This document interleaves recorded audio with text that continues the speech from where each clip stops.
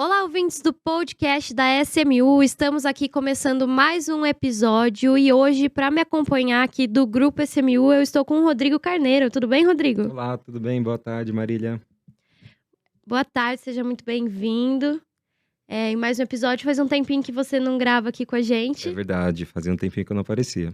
E hoje a gente está aqui com uma convidada mais que especial, né? A gente está aqui com a Zeina Latifi, uma das referências, uma das maiores referências em economia do nosso país. Tudo bem, Zeina?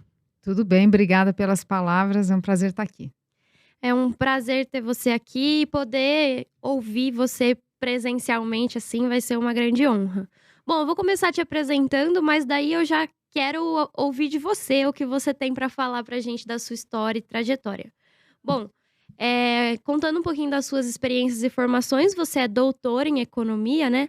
Ex-economista-chefe na XP Investimentos e ex-secretária de Desenvolvimento Econômico do Estado de São Paulo, no governo do Rodrigo Garcia. E é autora também do livro Nós do Brasil, Nossa Herança e Nossas Histórias. É isso mesmo? Nossas escolhas. Nossas escolhas, opa. Bom, então isso é o que você coloca aí na sua bio, né, na sua descrição, mini CV, como conhecemos, mas eu também queria ouvir o que você tem para contar da sua história, das suas experiências. Muito bem. Olha, a escolha pela carreira de economista, ela tem a ver com o momento do Brasil que eu vivi quando eu era adolescente, né? Um país com uma crise profunda, um país que saía de um regime autoritário, regime militar, e uma crise que era difícil encontrar saídas. Então, para começar, esse noticiário da economia, ele invadia a casa da gente. E aquilo me trazia muita inquietação. Então, talvez já fosse ali um sinal de que era um tema que me interessava, mas também me preocupava. Assim, eu era moleca e eu ficava preocupada com a dívida externa, o Brasil fazendo acordo com o FMI, enfim. Aí, ao longo do ensino médio, eu tive a sorte de ter um professor de geografia, que ele tinha também formação de economista e ele puxava muito temas de economia no curso. Uhum. E aí eu percebi que era aquilo, que aquilo me encantava muito, né? Entender as engrenagens da economia. Então, eu fui percebendo, eu fui descartando algumas profissões e fui percebendo que eu gostava disso. Eu não sou uma pessoa de ficar planejando muito, mas comecei a faculdade de economia. Aí, ao longo da faculdade, eu percebi que eu queria trabalhar mesmo como economista, porque a faculdade de economia ela dá muita flexibilidade. Então, são poucos que seguem como economista. Muita gente vai fazer outras coisas. Eu diria para você que uns 10% só segue como economista, 10, 15. E aí eu pensei, não, eu quero seguir como economista. Daí eu percebi que eu precisava me especializar, né? Eu estudava na Universidade de São Paulo, e aí eu fui fazer meu mestrado, fui fazer meu doutorado. E a história curiosa daqui é que o meu orientador, tanto no mestrado quanto no doutorado, foi o professor Afonso Celso Pastore, que era alguém que lá atrás, eu menina, né? Uhum. Ele foi presidente do Banco Central. Vocês não viveram isso, nem estavam nascidos, né? Mas era uma época em que o Banco Central precisou fazer grandes ajustes na economia.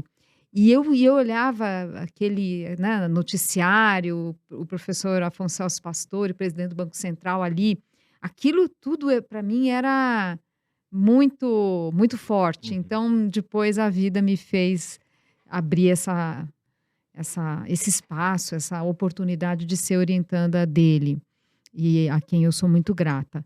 Bom, daí, apesar de ter feito meu mestrado, meu doutorado, também foi ficando claro que eu não queria seguir carreira acadêmica, né? Que eu queria poder fazer boas pesquisas, mas não a ponto de fazer pesquisa acadêmica e Exclusivamente lecionar. acadêmica, né? Queria ingressar no mercado mesmo. É porque a pesquisa acadêmica ela tem uma outra profundidade. Eu percebi que eu tinha muitos assuntos que me interessavam, e aí, enfim, percebi que não era onde eu ficaria feliz. Cheguei a lecionar, né?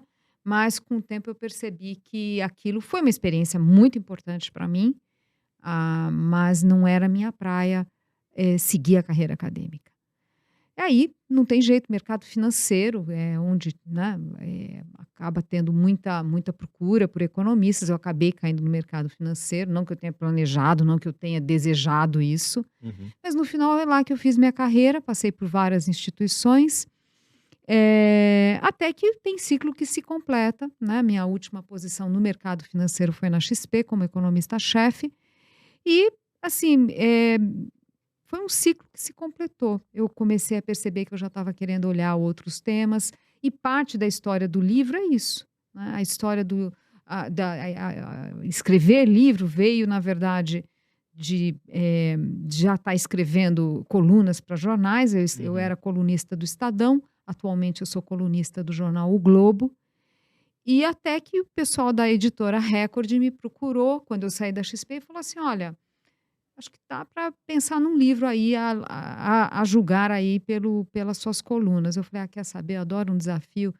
E foi, ao mesmo tempo que teve dia sofrido, ao mesmo tempo foi uma experiência muito, muito boa para mim. Eu gostei muito de escrever o livro. Mesmo que não vendesse nenhuma unidade, eu já ia estar muito feliz. O aprendizado valeu a pena. Eu adorei estudar os temas e arrumar minha cabeça. Foi muito bom. Deixou mais uma marca também aí, né? Olha, eu gostei demais, E atualmente eu trabalho como consultora, enfim, né, é isso. Legal. Posso só fazer um comentário? Você falou, eu lembrei, assim, eu tenho lembranças, né, do final ali dos anos 80, da hiperinflação, né? Eu lembro de ir ao supermercado exatamente no dia que meus pais recebiam o salário Sim, tinha que sair e correndo. encher 2 carrinhos, É, né? E tinha uma despensa enorme em casa, porque exatamente. senão a Freezer, inflação... tinha que ter freezer para estocar alimento. As casas tinham despensas grandes. Exato. Eu sou de uma família de classe média, mas a despensa era grande.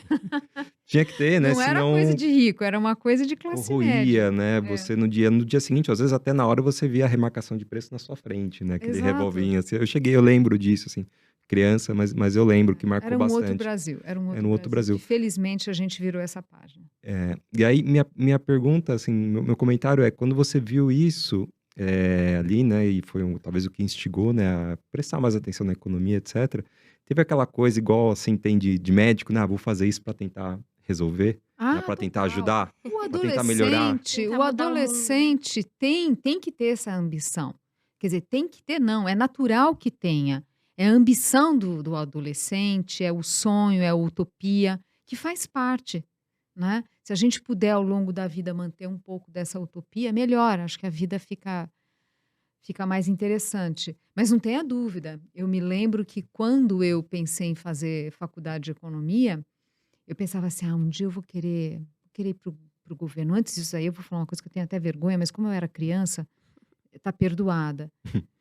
Eu tava na escolinha de inglês, aquela coisa, chegou o exame oral no final do curso. Eu estava no ensino básico ainda, né? Não tinha ido para o ensino médio ainda.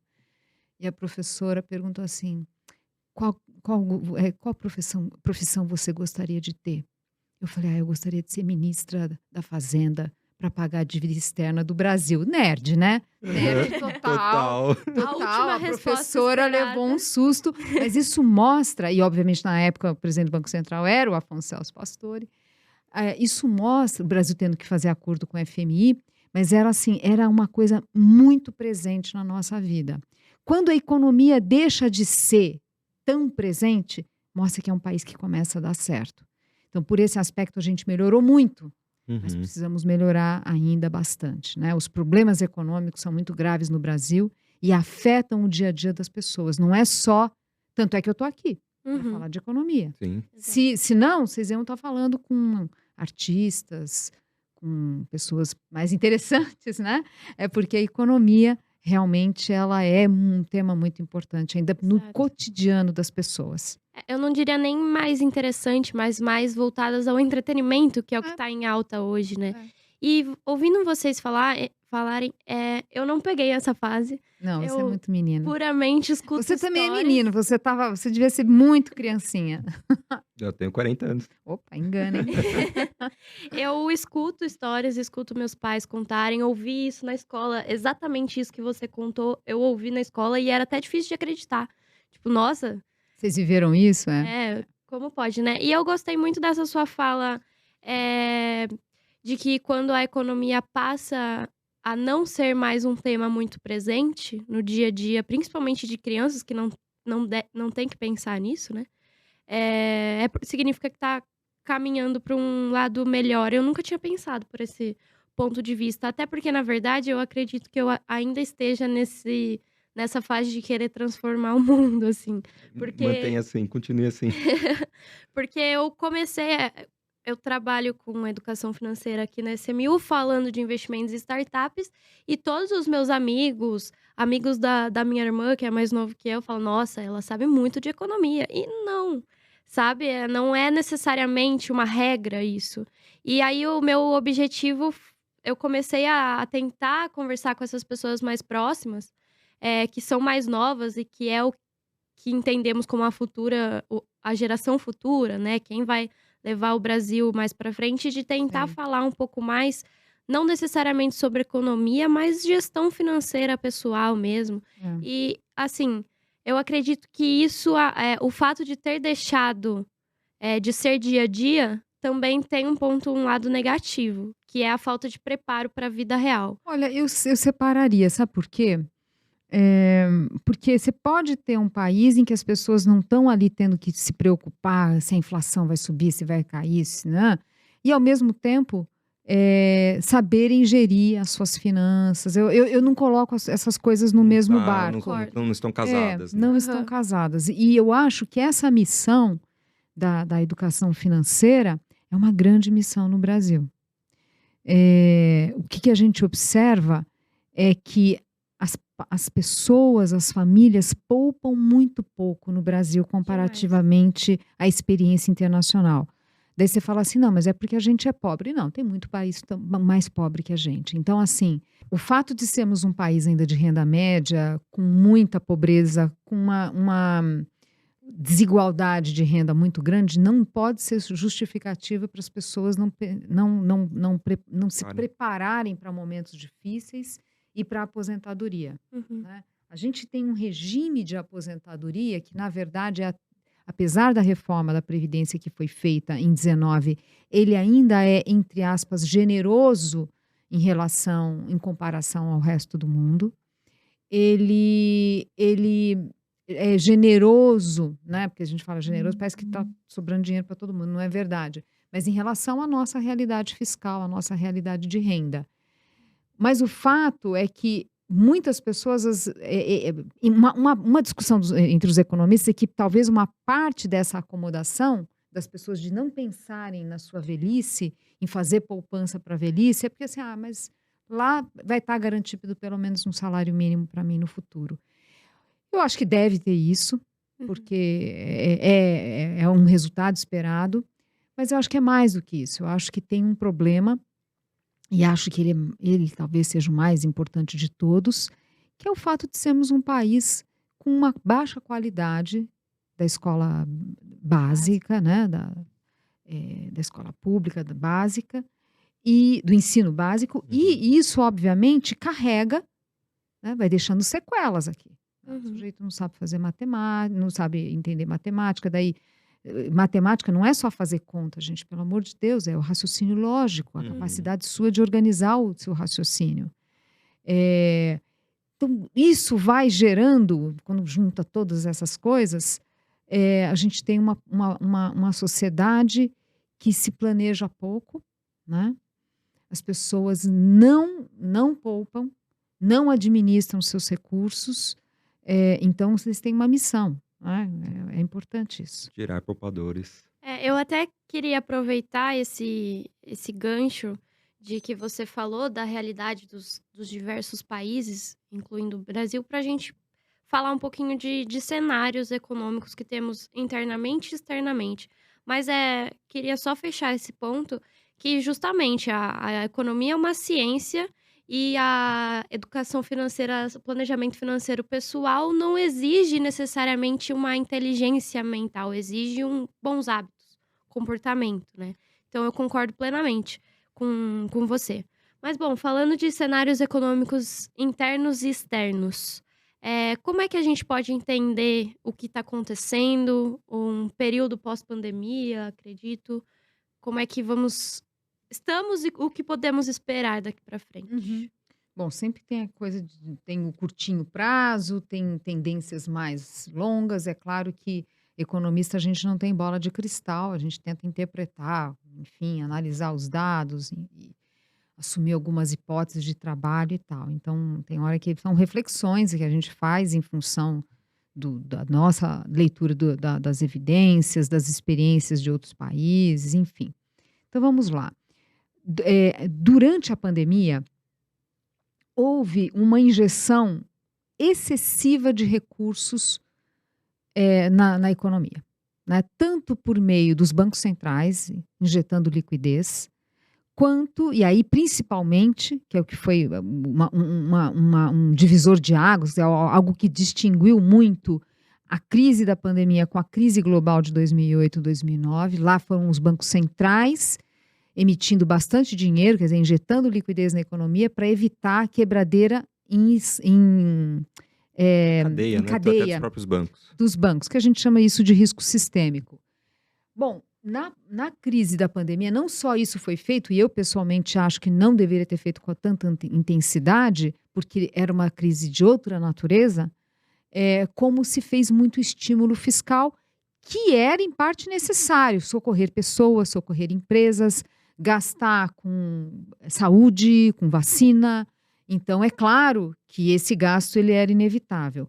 Só que, como não existe milagre na economia, errar na dose tem consequências. Então, a frase é chavão, mas ela é verdade. É o remédio que em dose excessiva ele vira veneno, né? Uhum.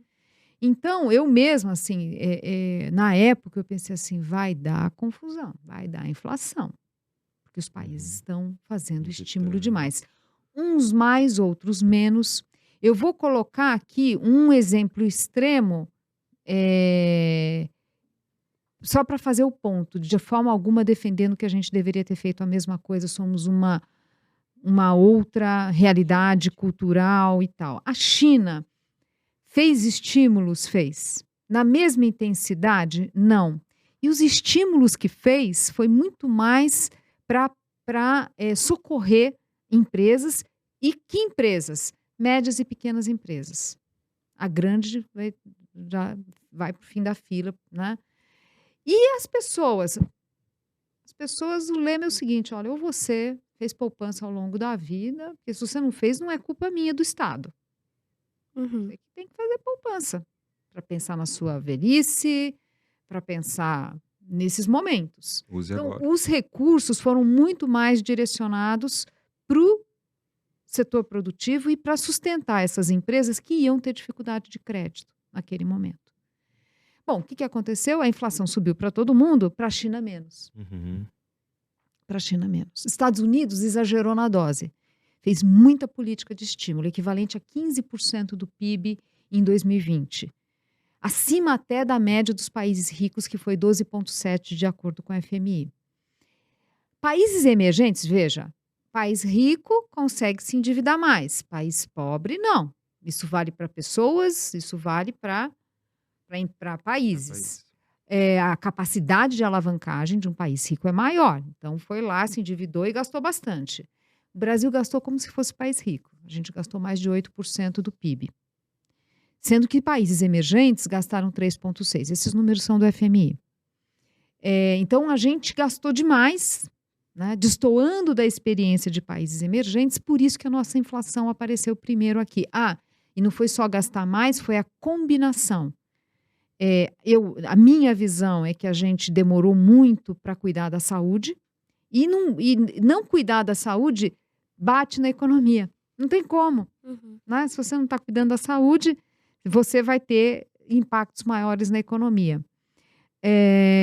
Então, acho que teve uma má alocação e mais da metade dos recursos foram para famílias. Aí você fala, puxa, mas não, tinha que fazer isso? Tinha. A questão é sempre a intensidade, e houve também, e claro que num primeiro momento seria até compreensível isso, mas muita gente que recebeu o recurso e não deveria Devida. ter recebido. Posso fazer um ponto em relação a isso? Eu lembro que a primeira viagem que eu fiz, naquele primeiro trégua, vamos dizer assim, né? Que teve né, o lockdown Sim, inteiro, que depois foram tendo as teve, ondas, né? teve uma tréguazinha, e aí eu fiz uma viagem para o Rio de Janeiro. E no avião eu encontrei um amigo que é executivo de uma grande empresa aí de eletroeletrônicos. Não vou mencionar o nome, obviamente. Mas eu falei, e aí, como é que tá, né? Tá ruim? Ele falou, não. Ele falou, eu nunca vendi Tá tanto bombando. celular na vida. É. Claro Eu que a nunca vendi. pandemia demandou isso, claro, claro. Mas já tinha saído as primeiras parcelas, né? Só De que auxílio. aumentou o consumo de coisas básicas que não era para ter, por exemplo, alimento. Não é para aumentar, Todo mundo continua comendo e continuou Ele vai estar comendo. no mesmo a nível, mesma exato. Não é no quantidade. restaurante, é em casa, para quem está no dia a dia trabalhando, tendo que comer fora. Então, assim, a gente viu que tinha algo errado ali. Outro dado que aconteceu, veja, a ideia aqui não é falar que está errado, mas assim, mostrar que tinham sinais. Foi o 2020, no primeiro momento o desemprego explodiu, né? Despencou a inadimplência no Brasil. Daí você fala, como que pode? O que está acontecendo? Eram os estímulos. Claro que o lado bom disso é que teve gente aproveitando para pagar contas com aquele recurso. Agora veja que não era para isso. É. Aquele recurso era um recurso para garantir a subsistência de pessoas que tiveram sua renda comprometida em função da pandemia. Né? Então, teve excessos. Num primeiro momento, era para lá de compreensível. Eu acho que o que errou foi de não enxergar ou não assumir que tinham sinais mostrando que tinha que calibrar melhor aquela política, porque sinais havia. Havia. Bom, agora a gente está lidando, estou dando essa volta toda para falar que a gente está lidando com as dores desses excessos, que é a inflação elevada no mundo e a necessidade de fazer essa correção, tanto via alta de juros, e a gente está vendo o presidente do Banco Central falando grosso, do Banco Central americano, nosso também, né? Nosso Mas mantendo, só para falar que é no americano mundo subindo. todo, não é só a gente. Uma inflação bem teimosa. O pior já passou, porque a gente sabe que parte da inflação foi associada a choques mesmo por causa da pandemia, que atrapalharam no primeiro momento o comércio mundial por muito pouco tempo, a propósito. A demanda de produtos ligados à informática, fazendo a demanda, por exemplo, por chips, semicondutores explodir, então teve isso. E a guerra da Ucrânia. Então, claro que tiveram esses fatores, mas não tem dúvida que tudo isso foi potencializado pelos excessos de estímulo, principalmente do lado dos governos, né, de aumentar os gastos. Então, a gente está tendo que lidar com isso. Não é fácil, né? É doído você trazer a inflação para patamares mais civilizados, e precisa, porque a inflação machuca muito. Ela machuca as classes populares, ela machuca a classe média, que não consegue se programar, nada, e o próprio empresariado, porque você não consegue se planejar, né? Principalmente quando tem impacto na volatilidade do dólar, né? O Brasil tem muita volatilidade e isso é um problemão. Então, essas dores a gente está enfrentando no mundo todo. Tem país que está em situação melhor, tem país que está em situação pior, tem de tudo ali, e claro, a realidade do Brasil. E quando a gente fala em fazer ajuste fiscal, claro, uma parte foi feita, também a pandemia foi algo muito excepcional, mas a gente observa ainda, de novo citando o FMI, que apesar dos ajustes de retirar essas políticas, ainda não o mundo como um todo não voltou a patamares anteriores à pandemia. Sim. Então, tem ainda trabalho para ser feito e não é fácil, né? É um processo de recuperação de tudo, né? Você acha que o Brasil, por já ter vencido a inflação, né, mais de uma vez, né, por alguns anos aí, né, essa inflação teimosa que você bem mencionou, ele está numa posição talvez um pouco antecipada? Você acha que ele tá bem preparado do que o restante dos países? Será que nós vamos vencer essa inflação primeiro que Estados Unidos, que Europa? Ou Olha, não, tão a atrasados? gente, não dá para a gente dizer que a gente está numa situação tão positiva. E aqui, é, a questão fiscal, ela tem um peso muito grande, né?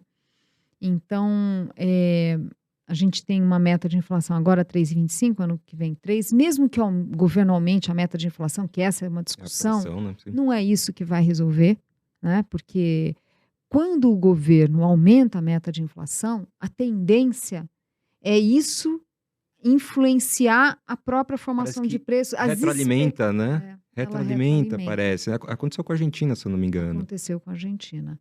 Veja, pessoalmente, eu acho que o governo, o Banco Central, enfim, o governo, porque é o Conselho Monetário que decide isso, eu acho que foi muito rápido o processo de redução da meta. A gente ficou por muitos anos com meta de 4,5, que era alta demais para a realidade de países parecidos. O Chile é 3, a Colômbia é 3, o México é 3, o Peru é 2.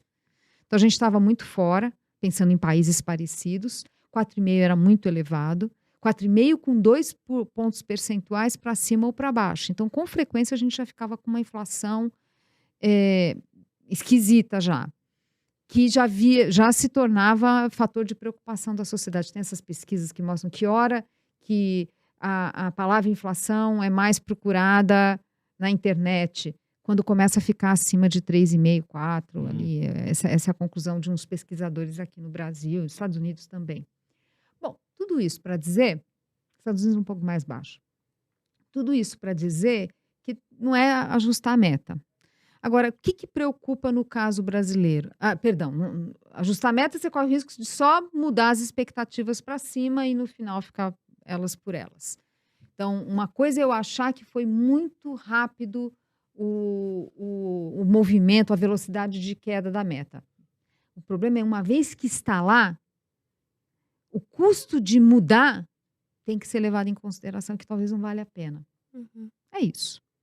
Aí você pode falar, mas e se a inflação mundial demorar a ceder porque tem questões agora desse mundo com uma globalização diferente, porque tem também inflação verde ali associado à transição energética, e se a gente concluir que a inflação não vai ser tão baixa, daí tudo bem, você faz uma discussão técnica sobre isso, né? Mas eu acho que está faltando esse zelo. Bom, de novo, dei uma volta grande, mas hoje o que preocupa é justamente a gestão da política fiscal, porque a gente está vendo essa sinalização e, mais do que isso, medidas na direção de aumentar gastos públicos, que devem crescer como proporção do PIB, e justamente no momento que o Banco Central está tendo que segurar ali o touro pelo chifre. Então, atrapalha o trabalho do Banco Central. Aí você fala, puxa, mas tinha despesa que precisava fazer. Aí tem a coisa sábia a se fazer nessas horas, para não atrapalhar o trabalho do Banco Central, para não reduzir a confiança dos empresários, dos consumidores em relação ao compromisso com uma boa gestão das contas públicas e, portanto, juros que não vão subir muito, é você, às vezes, solta o torniquete de um lado, mas, por outro, você aperta por meio de reformas estruturais. Então, você fala assim, tudo bem, olha, tudo bem, eu vou precisar fazer alguns gastos aqui, mas eu vou também fazer uma reforma, sei lá, do funcionalismo, reforma administrativa. Isso ajuda a reafirmar o compromisso, não só com as contas públicas em dia, mas ainda que não tenha impacto no curto prazo, eu quero dizer, mesmo não tendo impacto, você cria expectativas favoráveis. E aí que a gente está vendo o governo patinando muito.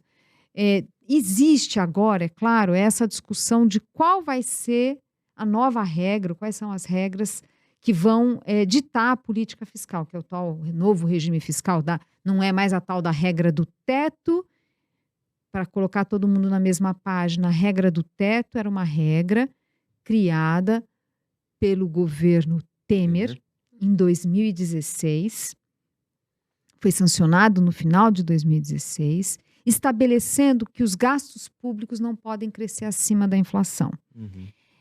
Em situações excepcionais, tudo bem, que foi o caso da pandemia. Aí o teto ele tem essa cláusula de escape. Bom, a gente não administrou bem esse negócio, teve furo daqui, furo dali, mas funcionou em boa medida, ajudou a conter a despesa.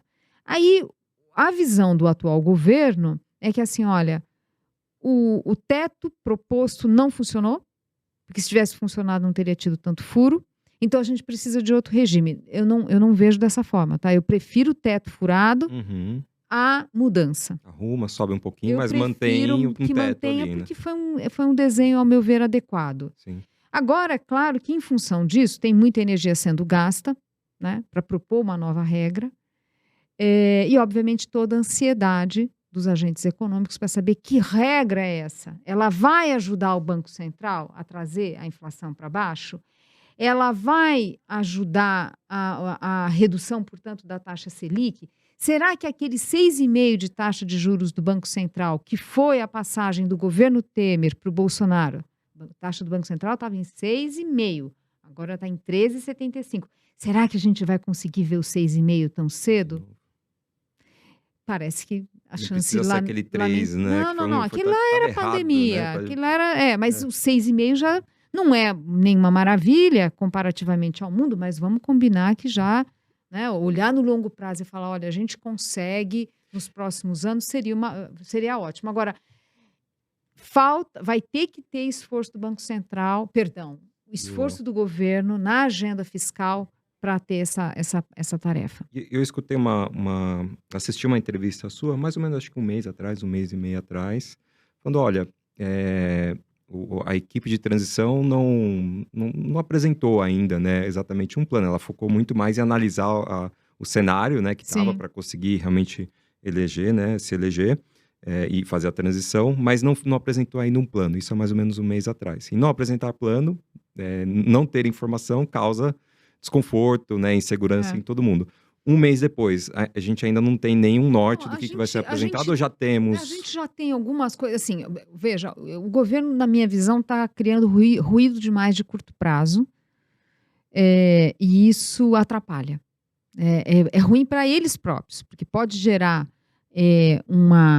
vamos dizer assim, um certo conforto para os eleitores típicos ou que apoiam o governo ali, né? Porque é importante colocar o seguinte, o que os pesquisadores mostraram, né? O que as pesquisas mostram? Que do voto, primeiro que o placar foi apertado, e do voto no Lula, metade, na verdade, era anti-bolsonarista, não era exatamente. Apoiador ali. Exatamente, Sim. né?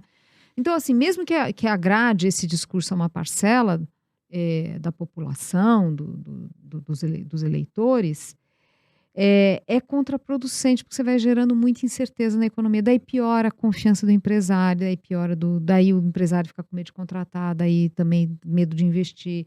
Aí vai batendo uma hora em todos nós, né? A dívida pública fica mais cara, todo mundo fica muito preso no curto prazo. A gente está vendo o perfil da dívida pública se concentrando mais no curto prazo agora.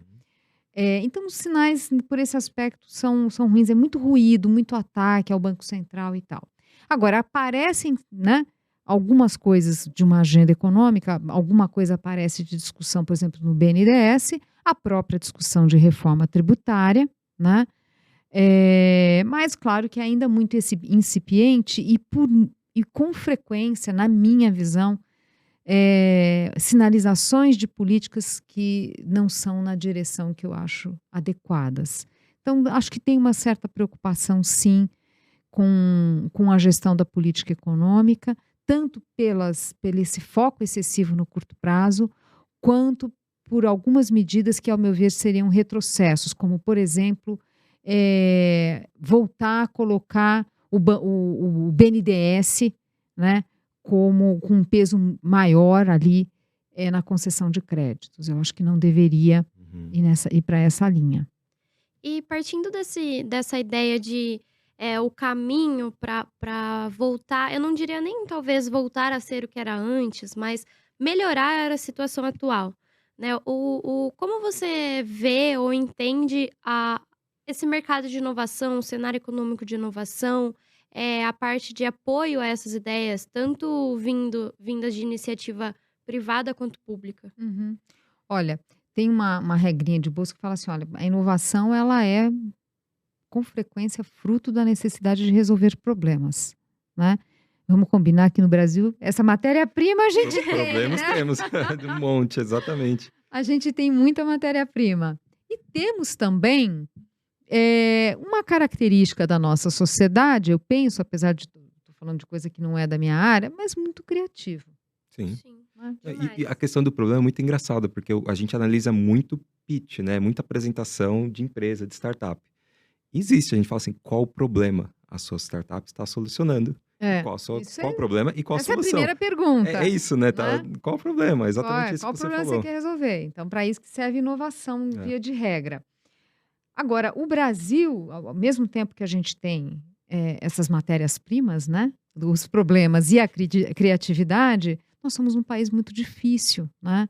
Porque a gente tem, ao mesmo tempo, um setor privado que, por razões históricas, que inclusive estão no livro, não colocou inovação no cerne das suas estratégias competitivas, né? O modelo de desenvolvimento que a gente teve historicamente foi muito mais do Estado concedendo proteções e benefícios para setores específicos. Então, na lógica empresarial, aqui eu estou falando de um jeito bem resumido, por muito tempo a lógica foi o seguinte: olha, vale mais a pena ir para Brasília e tentar algum benefício, que a gente chama para capitalismo de laços, patrimonialismo, enfim, do que investir em inovação na minha empresa.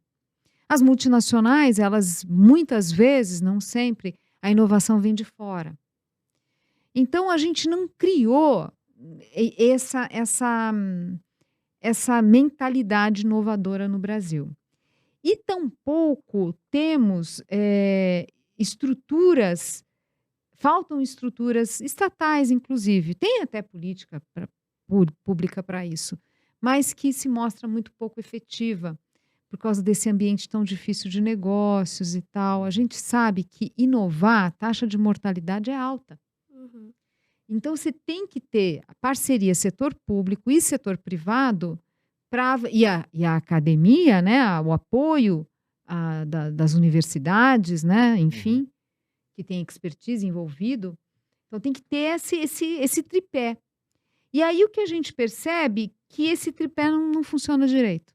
O setor privado não se interessa tanto, não estou generalizando, mas enfim, não se interessa tanto, muitas vezes não acha que a inovação é algo importante. O setor público gera um ambiente tão difícil de negócio que também o empresário fala assim: não, eu tenho que cuidar aqui dos meus impostos aqui, porque estou vendo aqui que tem uma regulação nova, uma regra nova. Quer dizer, cria um ambiente de negócio tão difícil que também atrapalha.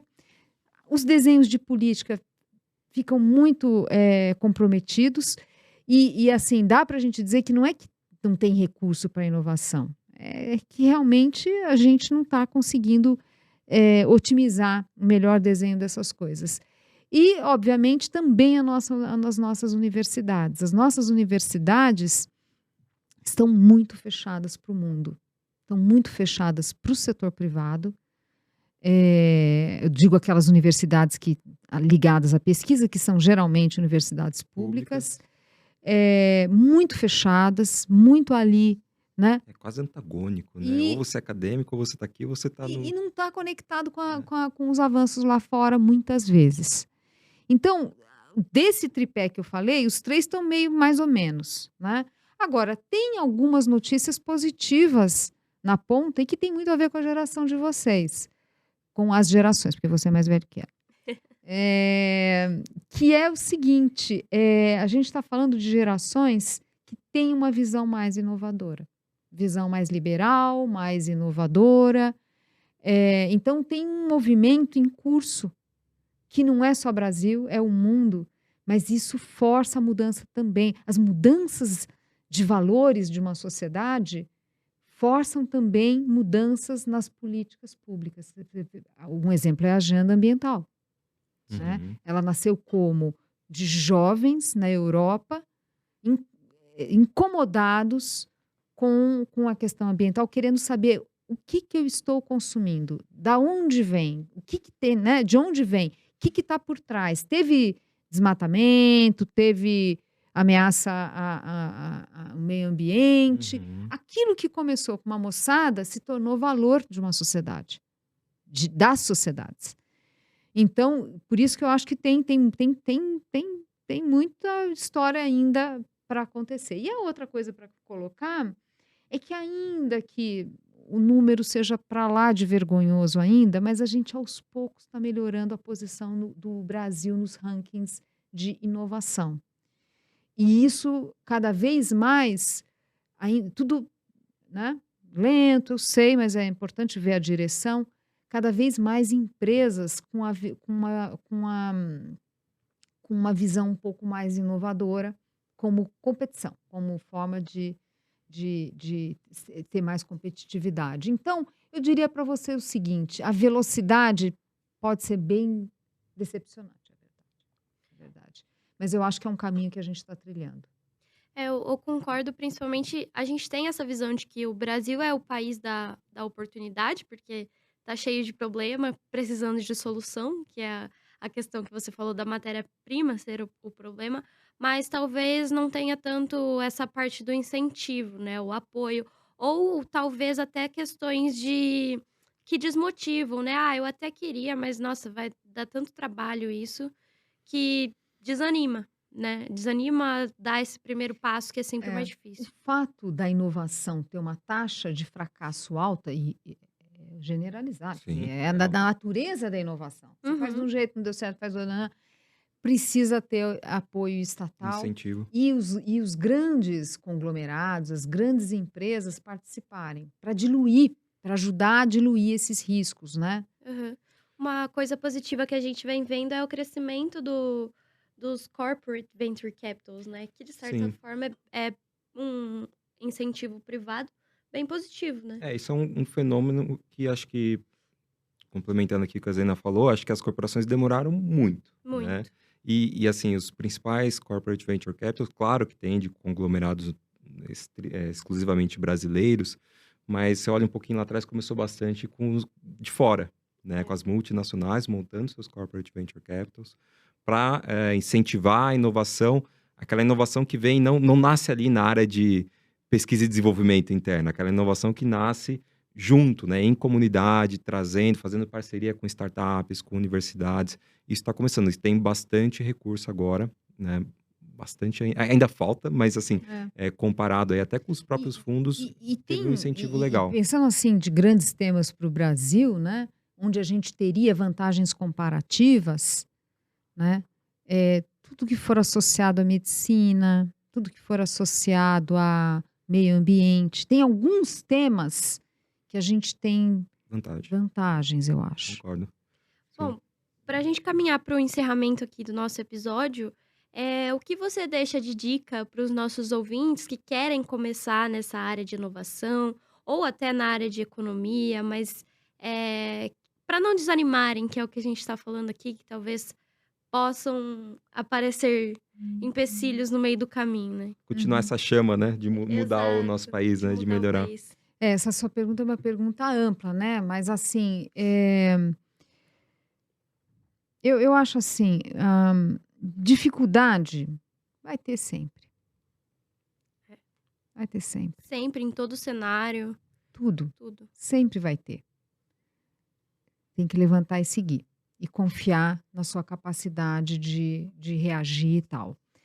O autoconhecimento, aqui eu estou falando de novo, a economista dando palpite, né? Eu termino como psicóloga aqui agora, né? Mas enfim. Não, um Mas exemplo da carreira aí para o quem os jovens. autoconhecimento é uma coisa importante. Quer dizer, uma pessoa para decidir ir para esse ramo, vai lá, estuda o assunto e também avalia se é aquilo que se encaixa com o seu perfil.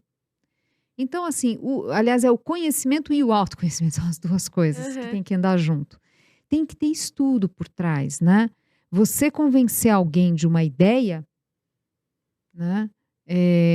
Você tem que estar muito firme em relação a essa sua ideia. Um conhecimento bem profundo, né? Você tem que procurar, conversar, entender o problema, entender as soluções possíveis.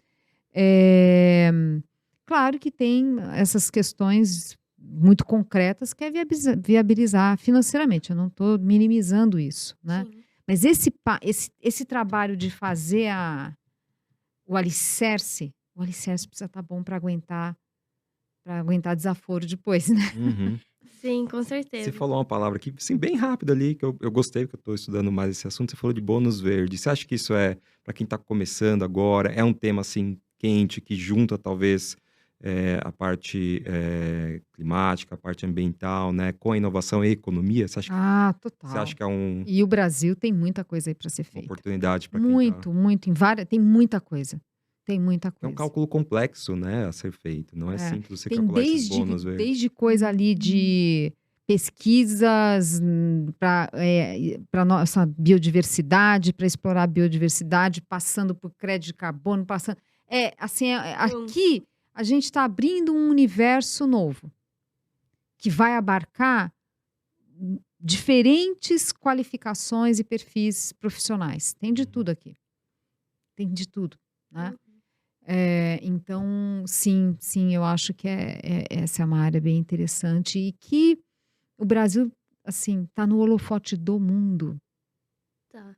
Então, o que eu torço com todas as minhas forças e torço muito é que o governo consiga mostrar de fato um compromisso com ações dessa agenda para a gente conseguir atrair recursos para o país. Uhum. Recursos e expertise. Né? Porque daí junta a expertise deles com a criatividade nossa, daí ninguém segura o Brasil. Aí dá samba. É isso aí. Maravilha. Muito bem. Bom, acho que podemos encerrar por aqui, né, Rodrigo? Eu acho que sim. Muito obrigado. Eu que adorei. agradeço. Muito obrigada, Também gostei do Zena. bate-papo. Obrigada. Foi bem gostoso mesmo, aprendi demais. Foi um grande prazer. Então, vamos aí continuar conversando, quem sabe novas oportunidades surjam de falarmos novamente de economia e inovação que caminham lado a lado sempre, né? É isso aí. E muito obrigada também, ouvintes, por mais um episódio e até a próxima. Até.